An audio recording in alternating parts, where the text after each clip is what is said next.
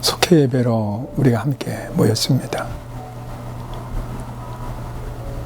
오늘 함께 나눌 말씀은 창세기 26장 12절로 25절에 있는 말씀을 중심으로 해서 이삭에게 배우는 거부의 비결이다. 하나님이 이 땅을 창조하신 뒤에 하나님이 보시기에 심히 좋았다 그러셨어요. 그리고 이 심히 좋은 이 세상을 하나님께서 아담과 하와에게 정복하고 다스리는 권세를 주셨거든요. 그거는 사람에게 주신 최고의 복이지요. 당시의 물질에 대한 부분에 있어서는 부족함이 없어요. 그들은 늘 풍성한 열매 속에 생활을 했기 때문에 그렇습니다. 그런데 하나님이 만드신 이 세상을 정복하고 다스리는 것, 이것을 하나님께서 사람에게 주신 최고의 복이거든요. 그리고 또한 하나님이 아브라함을 불러서 민족을 이루게 하실 때에도 그 아브라함에게 약속하신 것이 뭐냐? 복의 근원, 믿음의 조상이 되게 하시겠다고 그렇게 말씀을 하세요. 복에 대한 이야기를 하시는 거죠. 또한 시편에 기록되어 있는 말씀 속에서도 보면 이 시편의 시작을 복으로 시작합니다. 복 있는 사람은 그러면서 하나님께서 복 있는 사람이 있다는 거죠. 악인의 꾀에 쫓지 아니하고 죄인의 길에 서지 않고 오만한 자의 자리에 앉지 않는 사람이 복 있는 사람이다. 그러면서 주야로 여호와의 율법을 묵상하고 그리고 그 말씀을 내 삶 속에 실행할 때 하나님이 약속하신 복이 내게 임하는 거지요. 또한 예수님께서도 많은 사람들을 이 산으로 부르시고 그곳에서 말씀을 전하시는데 이 팔복에 대한 이야기를 하시는 거예요. 자, 이렇게 성경에 나타나 있는 말씀을 보면 복 있는 사람, 복에 대한 이야기를 하나님이 하시는 것을 보게 되죠. 오늘 이 말씀 속에도 나타나 있는 말씀을 보면 하나님이 이삭에게 거부가 되게 하는 복을 허락하셨다 그랬는데 성경 전체의 말씀 속에서 거부라고 하는 말을 여기 한 부분만 사용을 합니다. 다른 사람은 큰 부자다 이런 말씀을 하신 사람이 있어요. 이삭의 아들 야곱, 그리고 또한 다윗을 도왔던 바르실레. 자, 이들을 가리켜서 큰 부자라고 이야기를 해요. 또한 예수님을 찾아왔던 한 젊은이 어떻게 하면 영생을 얻을 수 있냐고 그러면서 찾아왔는데 예수님이 너 가진 것을 팔아서 가난한 사람에게 나누어 주라. 그럴 때 그가 근심하며 돌아갔는데 그 사람을 가리켜서 큰 부자다 그렇게 말씀을 하는 거예요. 그런데 이 거부라고 하는 말을 들은 사람은 단 한 사람, 이삭인데 하나님이 이 이삭에게 이런 거부의 복을 왜 주셨을까? 하나님은 이유 없이 채우시는 법이 없더라고요. 분명히 이 이삭에게 하나님이 그렇게 하셨던 분명한 이유가 있어요. 그것이 뭐냐? 가장 먼저는 이 이삭은 순종할 줄 아는 사람이었어요. 자, 이삭이 살고 있는 그 땅에 큰 흉년이 든 거예요. 기근이 찾아온 거죠. 자, 그랬을 때 이 이삭은 아브라함으로부터 물려받은 그런 재산이 있거든요. 소떼나 양떼, 많은 가축들이 있었고 그리고 그 가축들을 돌보는 많은 종들이 있었고, 그리고 또한 이 이삭이 이끌어 가야 될 수많은 사람들이 있었어요. 자, 이들을 기근으로 인해서 멈춘다고 하면 오래 못 가지요. 있는 거 다 잃어버리게 되는 상황이 된 거예요. 자, 그랬을 때, 자, 이삭은 생각하는 거예요. 기근으로 인해서 자신이 살고 있는 그곳뿐만 아니라 그 주변의 모든 땅들이 다 메말라 가고, 그리고 농사를 지을 수 없는 환경이 된 거거든요. 그런데 이 이삭은 이런 때에 살아남을 수 있는 땅이 있다. 그것이 어디냐고 하면 애굽이에요. 이 애굽은 나일강이 흐르기 때문에 웬만해서 그 가뭄을 이겨갈 수 있는 그런 땅이거든요. 그래서 애굽으로 내려가라고 다 계획을 세웠는데 하나님이 이삭을 부르시면서 뭐라고 그랬느냐? 너 애굽으로 가지 말아라. 그리고 내가 지시하는 땅으로 가라. 그러면서 하나님 말씀하시는 거예요. 자, 그랬을 때 이 이삭의 마음속에 모든 계획을 다 세웠는데, 그리고 자기가 아무리 생각해 봐도 이 상황적으로 애굽에 가는 게 맞거든요. 그래야 이 많은 식솔들을 먹여 살릴 수 있고, 그리고 재산을 지킬 수 있는 거예요. 그런데 하나님이 애굽이 아닌 내가 지시하는 곳으로 가라고 그랬는데, 자, 이삭은 이 하나님의 말씀에 자기 생각, 상황에 맞지 않아도 하나님의 말씀에 순종하는 거예요. 그래서 하나님이 지시하시는 그곳으로 가서 농사를 지었을 때 이 이삭은 그 해에 많은 소출을 거두게 됩니다. 자, 이 이삭은 이 순종하는 아름다운 모습을 누구에게 배웠느냐? 아버지 아브라함으로부터 눈으로 보고 배운 거예요. 아브라함은 철저히 순종의 사람이지요. 75세가 되었을 때 하나님이 아브라함을 부르셨어요. 그러더니 하시는 말씀이 내 본토 친척 아비집을 떠나라. 그리고 내가 지시하는 곳으로 가라. 그렇게 말씀을 해요. 이 말씀을 들었을 때 아브라함은 75년 동안 몸담고 있던 그곳을 떠나는데 이게 쉬운 게 아니에요. 그 당시에는요, 시족사회고, 그리고 목축업을 하기 위해서는 누군가 나를 지켜줘야만 되는 거예요. 그런데 그 사람들이 친족이거든요. 가족들이거든요. 그런데 이곳을 떠나라는 거예요. 자, 그랬을 때 아브라함은 그 말씀에 순종해서 본토 친척 아비집을 떠나요. 자신을 돌볼 수 있는 사람들로부터 나가는 거예요.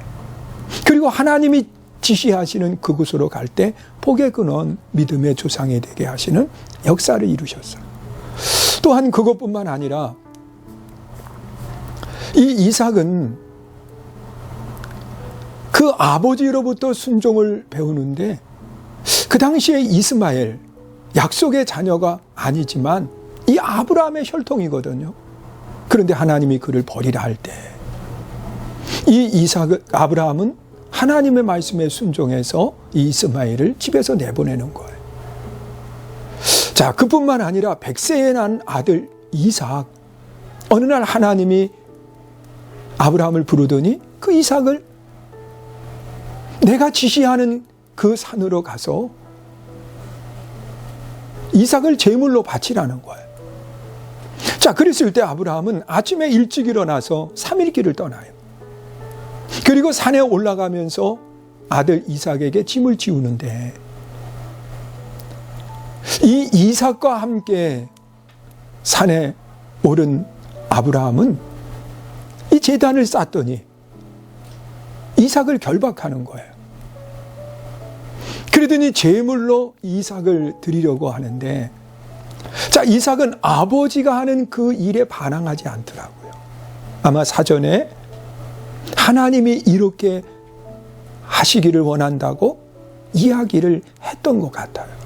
자, 그랬을 때 이삭은 아버지가 하는 일에 순종을 했고, 아버지 아브라함은 하나님의 말씀에 순종해서 아들까지도 제물로 드리는 그 아름다운 모습을 이 이삭은 눈으로 본 거예요.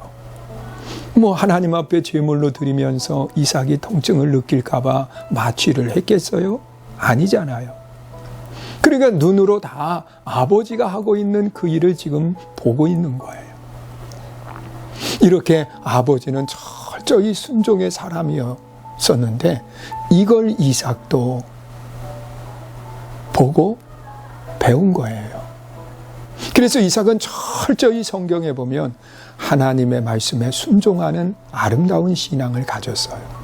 이것이 복 있는 사람의 모습입니다. 그리고 또한 그 이삭이 복을 받을 수 있었던 두 번째 이유는 뭐냐?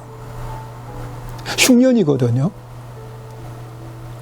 기근이거든요. 그러면 이삭이 살고 있었던 땅이나 지금 이 블레셋 지역으로 갔지만 그 블레셋 지역이나 뭐 흉년은 똑같은 건데 이 농사를 짓는다고 되겠나? 그냥 어떻게든지 이 고난의 때를 면해야 되겠다. 그리고 지키려고만 발버둥 친 것이 아니라 이삭은 그 해에 씨앗을 뿌렸고 그리고 100배의 열매를 거두는 아름다운 역사가 일어난 거예요. 그런데 여기 100배의 열매라고 그랬는데 성경에 보면 예수님께서 이 씨 뿌리는 비유에 대한 말씀을 하시면서 분명히 100배의 열매를 거둘 수 있는 땅이 있다는 거예요. 씨앗이 있다는 거예요. 그러면서 하신 말씀 가운데 하나가 길가에 뿌려진 씨앗은 새들이 와서 먹어버렸고 이 돌짝밭에 뿌려진 씨앗은 싹이 나지만 이 뿌리가 더 이상 자라지 못해서 죽었고 그리고 또한 이 가시덤불 속에 뿌려진 씨앗은 잘 자라는 것 같지만 이 가시가 우거져서 결국은 그 안에서 죽고 마른 거예요. 다만 옥토에 뿌려진 씨앗만 100배, 60배, 30배의 열매가 맺혔어요. 자, 이 말씀을 우리가 잘 생각해 보세요. 이삭이 100배의 복을 받을 수 있었던 것, 열매를 거둘 수 있었던 것은 그 흉년의 때이지만 씨앗을 뿌리는 그곳을 개간한 거예요. 옥토로 만드는 거예요. 땀을 흘리면서 말입니다. 이것이 이 이삭이 복을 받을 수 있었던 두 번째 이유예요. 오늘 우리도 어떻게 하다 보면 그게 아니에요. 또 어떻게든지 지키고 유지해야 되겠다. 이것도 아니에요.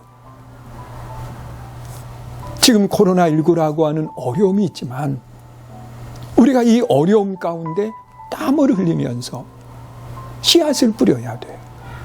그래야 거둘 수 있는 열매가 있는 겁니다. 뿌리되 좋은 곳으로 뿌리세요. 그리고 많이 뿌려요. 그래야 거둘 수 있는 것이 있다는 거예요. 하나님 분명히 100배의 복으로 채우신다고 말씀을 하고 있습니다. 그리고 이 이삭이 하나님의 복을 받을 수 있었던 세 번째 이유가 어디에 있느냐? 이 이삭은 양보하고 그리고 함께할 줄 아는 아름다운 신앙의 사람이었습니다. 자, 그 해에 농사를 짓고 100배의 열매를 거두니까 이 블레셋 사람들이 시기해서 이 이삭을 내어 쫓아버렸어요. 그래서 쫓겨난 이삭은 어디로 가느냐? 그랄 골짜기로 가서 그 지난날에 아버지 아브라함이 팠던 우물을 다시 파기를 시작을 해요. 그런데 거기에 샘이 나오는 거예요. 그래서 이 목축업하는 그가 양떼를 먹이고 그리고 또한 이 농사를 지으려고 했지만 이 그랄 땅의 사람들이 그것은 우리 거기 때문에 나가라고 하면서 우물을 메꿔버리는 거예요. 그래서 다른 곳으로 옮겨서 또다시 우물을 파는 거예요. 근데 이 이삭이 그 다툼으로 인해서 옮기고 우물을 팔 때 그 전에 우물을 뭐라고 이름을 지었느냐? 에색이라고 지어요. 그것은 흉포라고 하는 뜻을 가지고 있거든요. 얼마나 잔인하게 했으면 그 이름을 흉포, 에색이라고 지었겠어요. 그리고 옮겨서 또다시 우물을 파는데 이번에도 물이 나오는 거예요. 그런데 또다시 그 사람들이 와서 이것도 우리 것이니 가라. 그래서 다툼을 일으켰어요. 그래서 그 이름을 신나라 그렇게 지은 거예요. 그리고 옮겨서 또다시 우물을 봤는데 이번에는 다툼이 끝났어요. 그래서 그 우물의 이름을 르호봇이라고 지었습니다. 하나님이 내 지경을 넓혀주셨고 7 우물을 거느릴 수 있도록 해주셨다는 거예요. 여러분, 이 이삭은 다투지 않아요. 양보하고 그리고 함께하는 아름다운 모습을 가지고 나아갔던 것을 보게 되지요. 이것이 이 이삭이 거부가 되는 3번째 이유예요. 그리고 이 이삭이 이 거부가 되는 4번째 이유는 어디에 있느냐? 오늘 본문 12절 하반절에 보니까 그 해에 100배나 얻었고 여호와께서 복을 주심으로 그랬어요. 복은 하나님이 주시는데, 자, 뿌리는 사람에게도 주시지만 하나님은요, 어디 있는가를 중요시 여기세요. 이 사단이 사람을 처음 유혹할 때는 상황을 가지고 유혹을 합니다. 여기 있는 모든 실과를 하나도 먹지 말라고 하시더냐? 그러면서 상황을 가지고 와서 유혹을 하는 거예요. 그랬을 때 이 하와는 불평의 마음을 가지고 이야기를 하는 겁니다. 아니다. 다 먹을 수 있지만 이거 한 가지 선악과 이걸 먹는 날에는 죽을까 하노라. 그렇게 말씀하셨다는 거예요. 그때 사단은 다시 이야기하죠. 절대로 아니다. 너 하나님처럼 된다. 그래서 그 선악과를 따먹고 말았어요. 그리고 하나님이 두려워 아담과 하와가 숨었거든요. 그때 아담과 하와를 하나님은 상황이나 형편을 묻지 않아요. 장소를 물어요. 어디에 있느냐? 아브라함아, 너 어디에 있느냐? 그러나 이 아담과 하와는 장소를 물을 때 그의 형편을 이야기하는 거예요. 상황을 이야기하는 거예요. 내가 벗었으므로 숨었나이다. 그리고 말이에요. 여러분, 성경에 나타나 있는 말씀 속에 보면 복 있는 사람은 상황이 아니에요. 형편이 아니에요. 어려우니까, 힘드니까. 그러면서 불평하고 원망하는 사람이 아니라 하나님은 어디에 있느냐에 따라서 그 사람을 복되게 하시는 것을 보게 돼요. 자, 우리는 이삭처럼 말씀이 있는 그곳에 내가 있어야 돼요. 그리고 땀 흘려 씨앗을 심는 그곳에 내가 있어야 돼요. 그뿐만 아니라 양보하고 함께하는 자리에 내가 있어야 돼. 하나님은 그에게 복을 주신다고 말씀을 하고 있어요. 우리 사랑하는 속도원 여러분, 이삭처럼 하나님 앞에 복 있는 아름다운 신앙의 성도들이 되시기를 축원합니다. 지금 우리는 사순절 기간 특별히 세일의 새벽 기도회에 함께하고 있습니다. 지난 한 주간은 아브라함의 갈등에 대한 말씀을 나누었고, 이번 한 주간은 특별히 확신에 대한 말씀을 나누려고 합니다. 우리 새벽을 깨워서 하나님의 성전으로 달려와 정말 복 있는 자리에 함께 하심으로 삶의 복이 되고 기쁨이 되는 역사들이 다 일어날 수 있기를 축원합니다. 복된 자리에서 우리 성도님들을 기다립니다. 함께 하시기를 축복합니다. 감사합니다. 주일날 또 새벽에 꼭 뵙기 원합니다. 감사합니다.